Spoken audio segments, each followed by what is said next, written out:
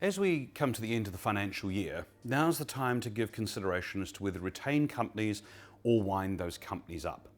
And this can often be where you've got multiple companies doing multiple things and you want to look at trying and consolidating. The tax law generally sort of looks at it and says if you have continuity of shareholding, i.e. more than 67% across the number of different companies, it's considered to be a group, which means that if one makes a loss, the other one makes a profit, then you can offset those two. Now let's say, for example, one of the reasons you want to wind one of the companies up is because they're making a loss. Let's say company A makes a $100,000 loss and company B makes a $200,000 surplus.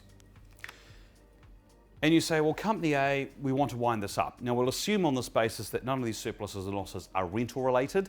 That's a whole different piece of legislation we have to worry about. But company A, we want to get rid of this. We say, we want to remove company A. We're going to go down and liquidate the company. It may have some capital gain that it's done over the years, which we can't access. Could be a whole host of reasons. But the question is, if we liquidate company A now, we're going to lose that $100,000 worth of losses, and we're ending up in company B having to pay tax on 200. That seems a bit unfair.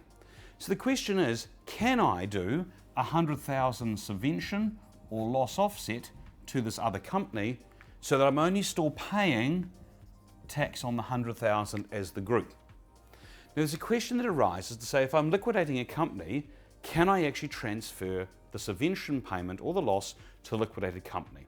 And the simple answer is yes, because the liquidation takes place after you've calculated what the income tax position is. At any point in time, up to the time of liquidation, the losses are able to be offset against a profit entity, so long as you have the magic 67% continuity test.